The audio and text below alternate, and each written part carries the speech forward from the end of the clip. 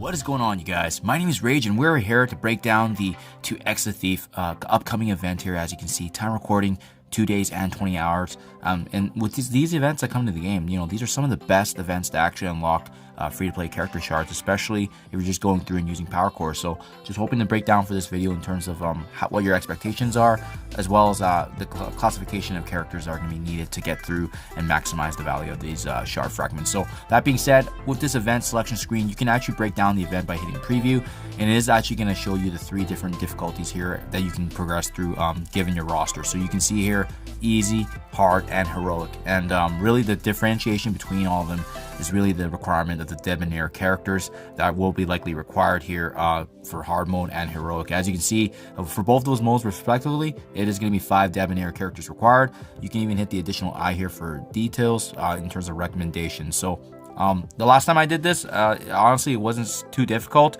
So the recommendations for level 85, tier 15, as well as ability level 6, I'm not sure how accurate that is, but I do know that they also noted that it was definitely not as difficult as they expected it to be. So it'll be interesting to see if they revise this. So keep that with a grain of salt. I know with the hard difficulty mode, generally if you had a team power about 150 to 180k, that could usually get by. But heroic last time, it was still quite easy if you have selective characters. And with the Debonair roster I'm about to show you guys, we do have some really strong characters to go through, but that in essence is how you get through it, you guys. It's set up really similar to the campaign node. So even if I go back here to the main screen, you can see we have the yellow energy. Well, there's going to be a new energy that actually gets refreshed every day, so got to keep track on that.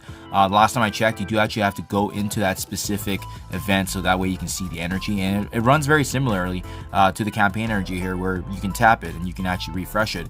Right now I have the yellow refreshes here, but obviously at the end of the day, it actually does cost power cores to actually refresh. So how I like to actually break that down then is using power cores to refresh the energy nodes, and then going through and actually continually farming the nodes. So even for demonstration purposes, that would be very similar to going through your campaign. And let's pretend that this is the event. You would just go through, and assuming you already got into the very end, you just go ahead and start farming the nodes. So in this case, you can hit the auto wins if you got the 3 stars and actually farm the fragments. The fragments is going to be built up over time over the next 2 weeks, and the fragments actually get tied into these orbs here. So as you can see, it's already available in our store here in the main store, the Debonair orbs. If you hit the additional I for details, it is going to break down in terms of the other characters that we're going to have access to. And again, it's very similar to the traded ones for Debonair, because generally they're in alignment, plus minus some characters that they would like us to have, right? So as you can see, the majority of these are actually classified as Debonair, and really the notable ones is Dagger, and as well as I know that Starlord T'Challa was also here, and let's not forget about the feature character here being Fantomex, right? So I mean, yeah, overall, like I said, you guys, definitely try to capitalize on these events as much as you can, because they are some of the best ways to actually capitalize on free shards. And even before we dive into the character recommendations, guys, take a look at the screenshot here where I've used a spreadsheet to track the previous events. Consistently with Scopely's expectations is they try to run an event at least once every month or once every 2 months. And as you can see, my track record here with the rank achieved for each character, the event date, and the power core usage to kind of show you here really high level, how often are you going to be needing to refresh your energy to actually maximize these shard fragments. That said, you guys, you can see here very clearly that overall, the key messaging here is that if you refresh 4 times a day for the next 2 weeks, generally you have a pretty good chance at unlocking 4 yellow stars, assuming that RNG has not changed in the past. That's been a pretty safe spot for me.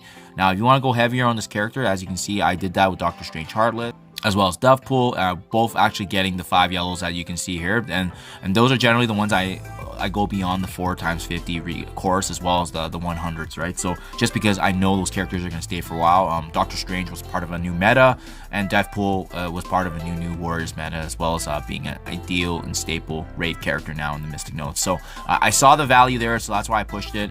To be quite honest, I'm probably going to coast Fantomex with the 4x50, so I'm not sure how hard I'm actually going to push for that, but I know there's going to be free shard fragments to come along the way, so I might as well capitalize, right? So do encourage you guys to review the roster just to see if it's worth building, but because they are a Cosmic Crucible team that's going to align with Rogue, it's going to be interesting if that's a team you want to build, right? Just because of that mode only happening once a week here. So that being said, you guys, that's pretty much the rundown of the event. So like I said, if you're able to refresh 4 times 50s every day for the next 2 weeks, you have a pretty good chance of getting a 4 yellow. Anything more, especially the 100s, you have an actually decent chance to get the 5 yellow. Now, diving into the characters here, you guys, we do actually have quite a generous selection here that I don't think a lot of players will have issues with if you've already been part of the mid-game to end-game, because there are some characters that are utilized in Doom 2 raids, and as well, there are some characters right now being built in preparation for the next Legendary Horseman. So, specifically, it's the ones that I've already kind of starred here, as you can see, Spider-Woman, as well as Nico Minoru, and I just want to make sure I'm not missing anyone else. Those two out of the A-Force are going to be selectively built for the secondary Scourge event here. So, I mean, I'm sure a lot of players are already building them up as we speak. As you can see, I've made no effort just because I feel like the Young Avengers is going to hold a pretty good chance. But once I get to that point where I level them up, I may consider A-Force, but it's going to be very similar where I am probably going to utilize one main team, and then the secondary team will soak up damage. So that's why I'm not too concerned. But let's talk about the characters that then are likely more in your arsenal that aren't new, right? Spider-Woman and Nico Minoru are pretty new, so if you can build them up already to synergize with the Scourge events, I think that's going to add value right away. But outside of that, the obvious one is going to be Doctor Strange Heartless, one of the newest characters in the game, aligning with the movie being released as well, but the Darkhold team being the forefront of the meta for Arena right now. I'm sure a lot of players have him built, and he's very, very powerful. He can utilize a lot of capabilities with his team, but with him, he is a high energy usage character, so keep that in mind, although he does have a very potent ability as well as offensive output.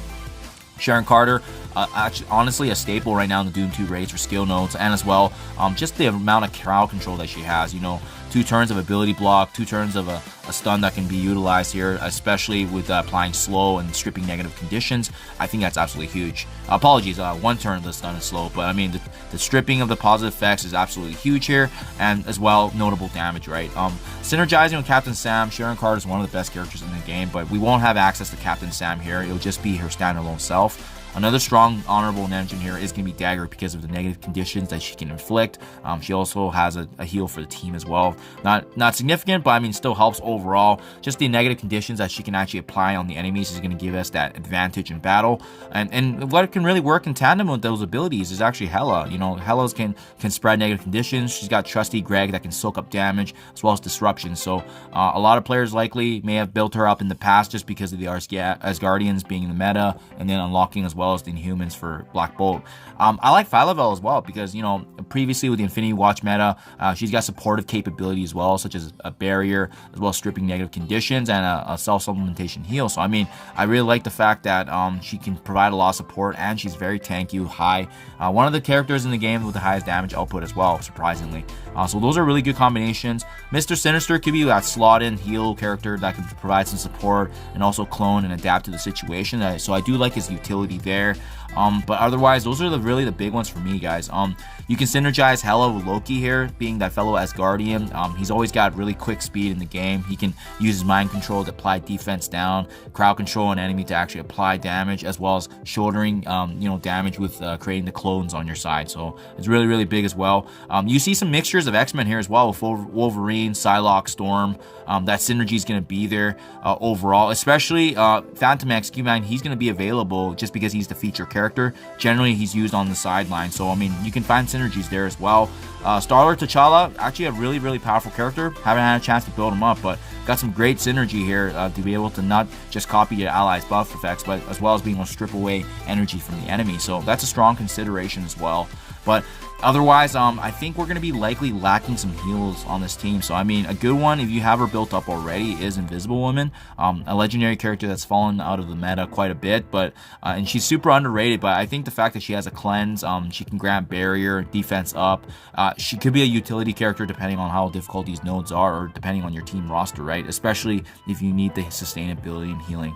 So, high level, guys, those are the recommendations I can see just based on what I'm viewing right now on the roster, but those will be my top picks. Personally, I'm likely going to, my combination will probably be Sharon Carter, Doctor Strange Heartless, Dagger, Hela, and Phyla-Vell, and I'll slot in Mr. Sinister where needed, if needed as well, right? So, there you guys have it. Hope this video was able to help generate ideas, especially for your configuration going forward here. Good luck with the event, you guys, and thank you as always. I'll see you guys in the next one.